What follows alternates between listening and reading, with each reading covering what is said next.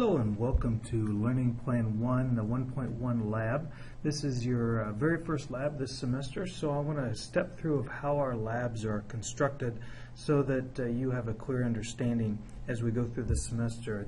All of them are pretty consistent. Of course, there's different activities involved, but all of them are pretty consistent in their layout and how you perform in the lab. So I want to make sure we have a clear expectation of what's expected. With each learning plan and each lab and each assignment actually, there is going to be a student section right here as an example of where you put in your name, your section, and your email.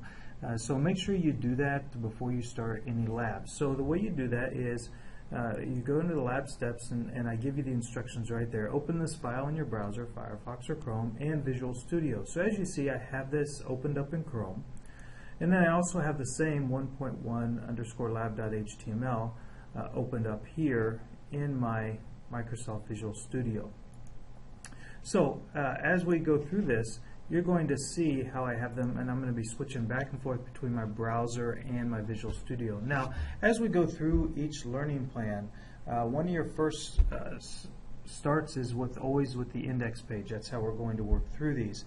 But you'll get to the learning plan, the lab steps, so that we can work through these step by step. So here I opened it up. My next point is I'm going to add my name, section, email. That's what this up here. The way you do that is you go into the file and you find where that's at in the code, and you can do a control find, or you can just scroll down until you find here I have name, section, and email. All I did was I added my name, my section, whatever section you're in, and my email right after that. Once you save that and refresh, you should see your name, section, and email in there. So then we go to the next step. After the line, your code starts after this line, add this line of JavaScript code.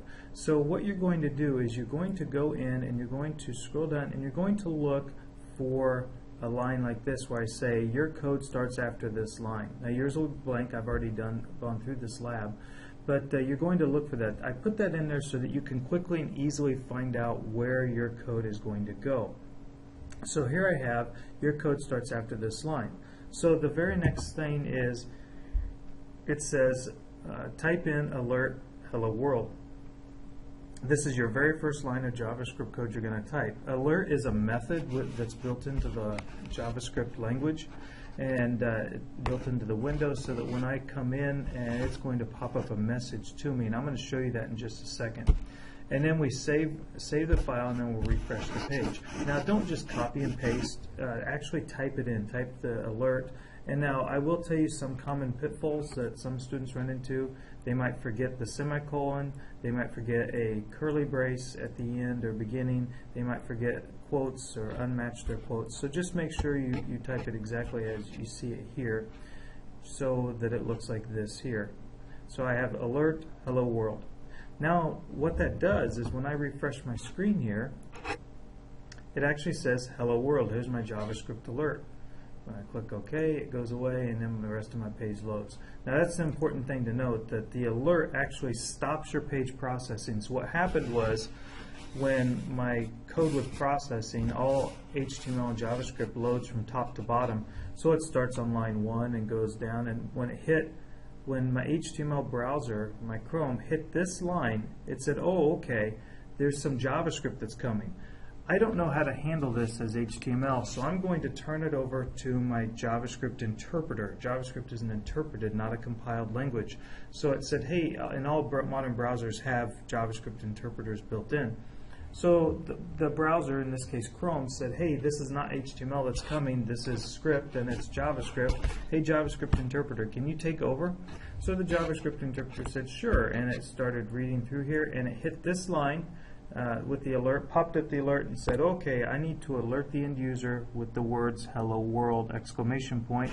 So it did that and stopped the processing right there. So our line stopped there. Once I clicked OK, it began the processing once again and went all the way down through the page and set up everything the way it was supposed to be set up.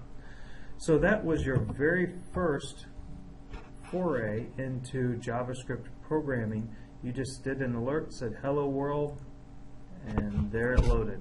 So congratulations, you just wrote your first line of JavaScript code. So hopefully that worked for you. If you have any questions or concerns, let me know, and happy coding.